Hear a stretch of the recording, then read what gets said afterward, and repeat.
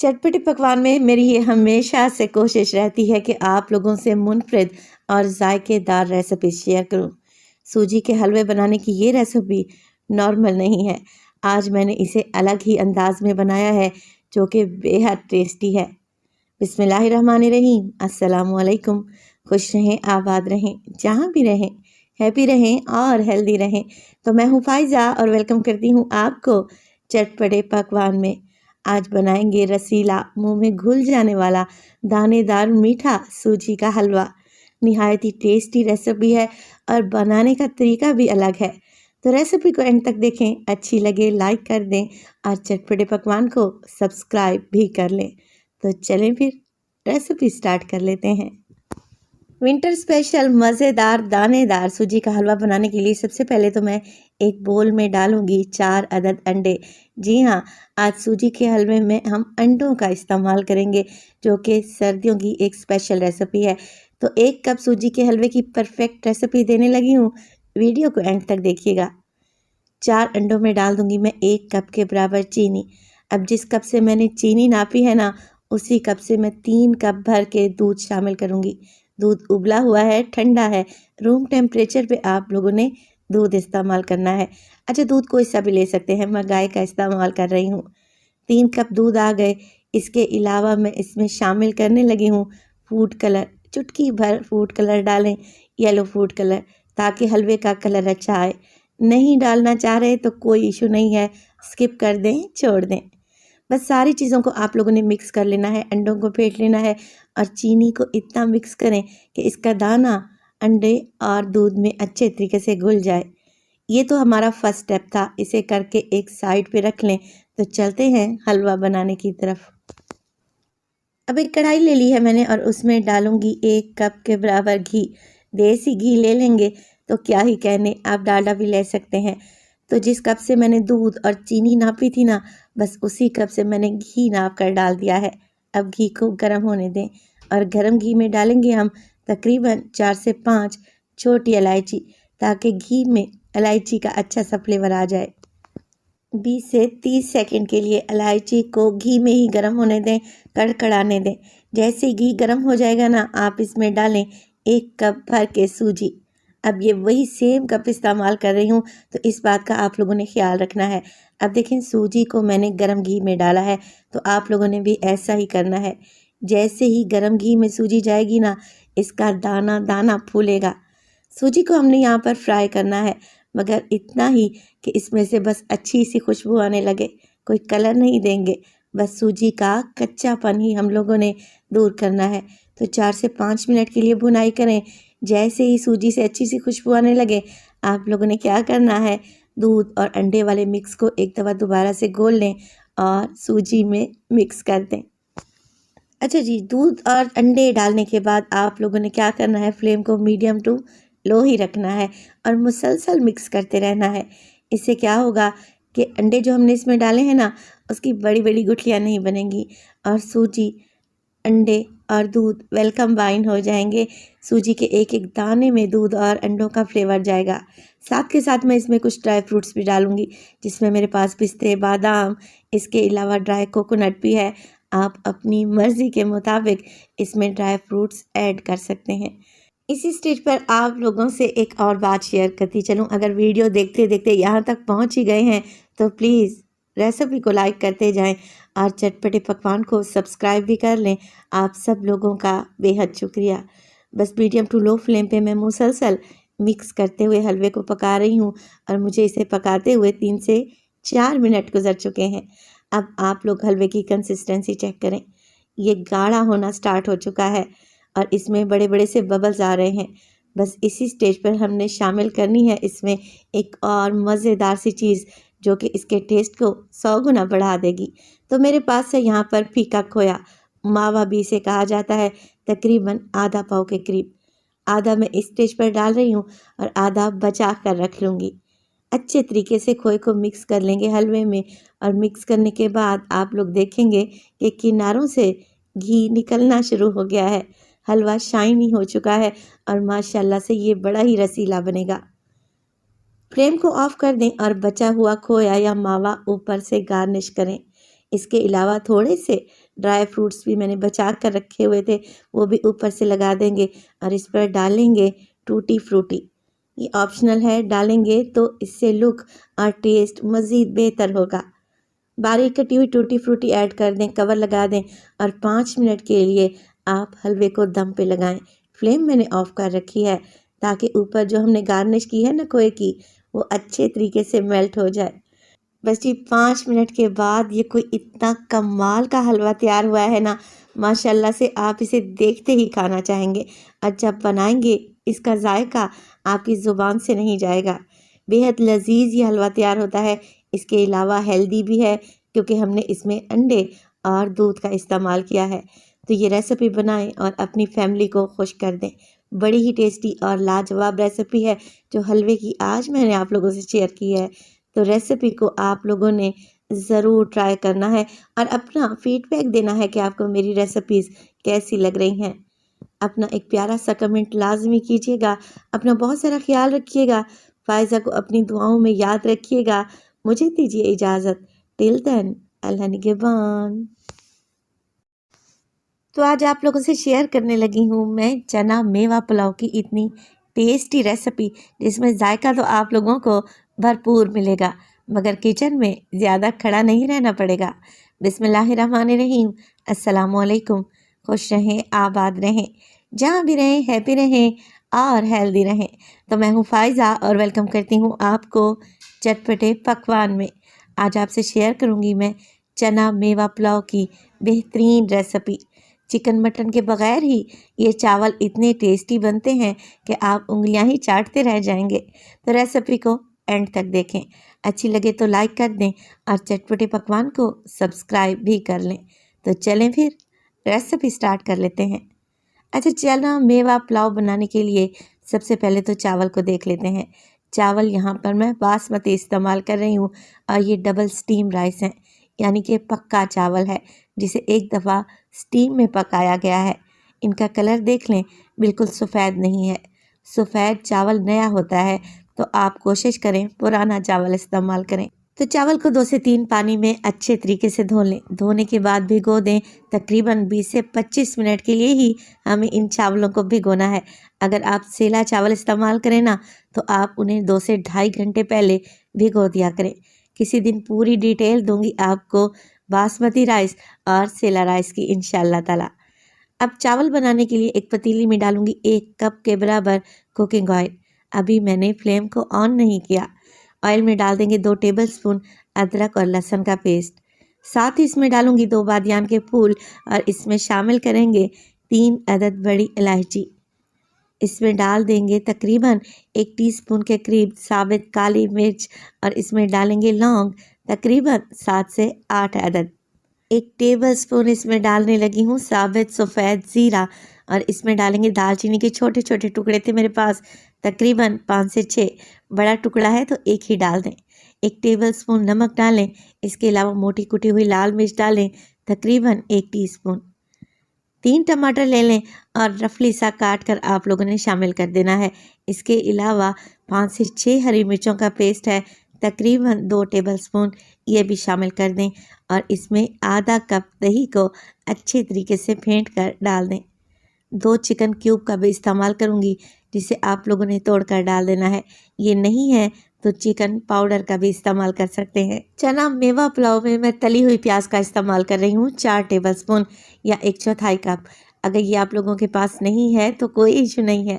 2 medium size के प्याज लें और ब्राउन करने के बाद ऑयल से निकाल लें और इस स्टेज पर डाल दें। चलें जी, मिक्स कर लेते हैं सारी चीज़ों को। पुलाव बनाने का एकदम देगी स्टाइल आपको बताने लगी हूँ। इसमें डालेंगे तकरीबन आधा कप के बराबर पानी और कवर लगाकर फ्लेम को ऑन करें और इसे पकने के लिए छोड़ दें तकरीबन 10 मिनट के लिए। तो तकरीबन 10 मिनट में मसालों का बेहतरीन फ्लेवर ग्रेवी में आ जाएगा। इसके अलावा जो हमने इसमें अदरक लहसुन डाला है ना, उसका भी कच्चापन निकल जाएगा। तो 10 मिनट मैंने इसे मीडियम टू लो फ्लेम पे पकाया। अब आप लोग ग्रेवी चेक करें। अभी भी इसमें टमाटर घुले नहीं हैं, तो हमने टमाटर को सॉफ्ट करना है, इनको बिल्कुल मैश करना है। मज़ीद 2 से 3 मिनट के लिए पकाएं और साथ के साथ टमाटर को मैश करते रहें। अच्छा, चने आपको दिखाते चलूँ। चने मैंने 1 पाव के बराबर लिए हैं, जिन्हें मैंने पूरी रात के लिए भिगो दिया और सुबह उन्हें बॉईल कर लिया। चनों में थोड़ा-सा पानी भी मौजूद है, तो ये इसे ऐसे ही रहने देंगे, पानी को ज़ाया नहीं करेंगे। अच्छा, चनों में मैंने मीठा सोडा भी नहीं डाला था। अब आप चेक करें ग्रेवी में अच्छे तरीके से टमाटर घुल चुके हैं, तो इसमें डाल दें चने, जो कि तकरीबन 1 पाव के बराबर हैं। चने डालेंगे, साथ के साथ इसमें 5 से 6 साबित हरी मिर्चें डाल दें। अब चना मेवा पुलाव बना रहे हैं, तो इसमें डलेगी एक ख़ास चीज़। 4 टेबलस्पून ले रही हूँ मैं ब्लैक वाली किशमिश या रेजिन्स भी जिसे कहा जाता है। ये डालेंगे तो पुलाव का टेस्ट 100 गुना बढ़ जाएगा। आप यहाँ पर ब्राउन वाली किशमिश भी डाल सकते हैं, जिसका कलर हल्का सुनहरी रहता है। डालेंगे इसमें पुदीना और हरा धनिया 1 मुट्ठी के बराबर। भून लेते हैं इन्हें 3 से 4 मिनट के लिए, ताकि जो हमने इसमें किशमिश डाली है ना, वो सॉफ्ट हो जाए और उसका फ्लेवर ग्रेवी में आ जाए। ये चना मेवा पुलाव को इतना जायकेदार बनता है कि अगर इस सर्दी के मौसम में गर्मा गर्म ये पुलाव मिल जाए ना, तो यकीन करें मज़ा आ जाए। चलें जी, अब चावल के लिए पानी डालते हैं। चावल मेरे पास है 2.5 गिलास 1 किलो, और मैं 3 गिलास पानी का इस्तेमाल करूँगी। सेला चावल अगर ले रहे हैं तो फिर पानी की मिकदार को डबल कर दें। पानी डालने के बाद हल्का सा मिक्स करूँगी और कवर लगाकर मैं यखनी को पकने के लिए छोड़ दूँगी, ताकि इसमें अच्छा सा बॉयल आ जाए। तो तकरीबन 4 से 5 मिनट ही लगेंगे। जैसे ही यखनी में बॉयल आएगा, इसमें डालेंगे पुलाव को खुशबूदार बनाने के लिए मज़ीद कुछ चीज़ें। तो मैं डालूँगी इसमें मोटा कुटा हुआ सौंफ 1 टेबलस्पून और मोटा कुटा हुआ धनिया 1 टेबलस्पून। ये आप लोगों ने इसी स्टेज पर डालने हैं। मिक्स कर लेते हैं और अब हम इसमें डालेंगे चावल। चावल को भीगे हुए तकरीबन 20 से 25 मिनट हो चुके हैं। अच्छा, चावल को हमेशा किसी छलनी में डालकर छान लिया करें, ताकि इसका एक्स्ट्रा पानी निकल जाए। तब आप चावल डाला करें। मिक्स कर लेते हैं हल्के हाथ से और इस यखनी को ड्राई होने देंगे, खुश्क होने देंगे। इसी स्टेज पर नमक भी चेक कर लें। नमक मैंने डाला था 1 टेबलस्पून, और जो चिकन क्यूब डाले थे ना, उसमें भी नमक होता है। चावल डालने के बाद फ्लेम को थोड़ा सा हाई कर दें और यखनी को कम्प्लीटली ड्राई होने दें। जैसे ही आपको लगे कि बड़े बड़े से बबल्स आ रहे हैं, 2 टेबलस्पून मैंने डाला है इसमें लेमन जूस, जिससे चावल खिले खिले बनेंगे और जायका भी बढ़ जाएगा। आखिर में डालेंगे इसमें बचा हुआ धनिया और पुदीना, और इसे दम पे लगा देंगे 15 मिनट के लिए। और 15 मिनट के बाद माशाल्लाह से बेहतरीन खुशबूदार जायकेदार चना मेवा पुलाव बनकर एकदम तैयार है। पुलाव बनाने का तरीका ये बहुत ही ज़बरदस्त और यूनिक है। इस तरीके से चना मेवा पुलाव बनाएंगे ना, यकीन करें खाते ही रह जाएंगे। तो रेसिपी को तो आप लोगों ने एक दफ़ा लाजमी ट्राई करना है। रेसिपी अच्छी लगी हो लाइक कर दें, और चटपटे पकवान को सब्सक्राइब भी कर लें, और अपने फैमिली और फ्रेंड्स में भी शेयर किया करें। इसे सर्व करेंगे हरी चटनी और प्याज के लच्छों के साथ। तो बताएं, लग रहा है ना टेस्टी? तो आप भी ट्राई करें और अपना फीडबैक दें कि आपको मेरी रेसिपीज़ कैसी लग रही हैं, और मज़ीद आप लोग क्या देखना चाहते हैं। अपना बहुत सारा ख्याल रखिएगा। फ़ाइज़ा को अपनी दुआओं में याद रखिएगा। मुझे दीजिए इजाज़त। टिल देन, अल्लाह निगहबान। तो जिस हिसाब से गर्मी की शिद्दत में दिन ब दिन इजाफा ही होता जा रहा है, ठंडी ठंडी चीज़ें सभी को पसंद आती हैं। तो आज लाई हूँ आप लोगों के लिए सुपर टेस्टी सुपर हेल्दी शरबत, जिसका एक सिप लेंगे ना तो पीते ही जाएंगे। बिस्मिल्लाहिर्रहमानिर्रहीम। अस्सलाम वालेकुम। खुश रहें, आबाद रहें, जहाँ भी रहें हैप्पी रहें और हेल्दी रहें। तो मैं हूँ फ़ाइज़ा और वेलकम करती हूँ आपको चटपटे पकवान में। तो आज आप लोगों से शेयर करूंगी मैं टेस्टी बादाम का शरबत। ये आपको गर्मी से बचाएगा, ताकत और तवानाई देगा, इम्यूनिटी बूस्टर है ये शरबत। तो रेसिपी को एंड तक देखें, अच्छी लगे तो लाइक कर दें और चटपटे पकवान को सब्सक्राइब भी कर लें। तो चलें फिर रेसिपी स्टार्ट कर लेते हैं। तो ये टेस्टी शरबत बनाने से पहले तुख़्म बिलंगा को भिगो लेते हैं। तो तुख़्म बिलंगा आपको हर जगह से आराम से मिल जाएगा। तासीर में ठंडा होता है, तो दूध, शरबत या लस्सी में इसका डेली इस्तेमाल भी बहुत ही मुफीद रहता है। तो एक बड़ा चम्मच तुख़्म बिलंगा कर लें, इसमें डालें ढेर सारा पानी, मिक्स करें और फिर इसे काउंटर पर ही छोड़ दें। ये खुद ब खुद ही फूल जाएगा और अपने साइज़ में डबल ट्रिपल हो जाएगा। चलें जी। तो टेस्टी दूध बादाम शरबत बनाने के लिए सबसे पहले तो मैंने कढ़ाई में डाला है आधा कप के बराबर पानी। स्टील की कढ़ाई ले रही हूँ ना, पानी डालने से क्या होगा, दूध नीचे चिपकेगा नहीं। अब इसमें डाल देंगे दूध। तो आप दूध कोई सा भी ले सकते हैं, टेट्रा पैक का ले सकते हैं, खुला ले सकते हैं। तो दूध बादाम शरबत बनाने के लिए मैं 1.5 लीटर दूध का इस्तेमाल कर रही हूँ।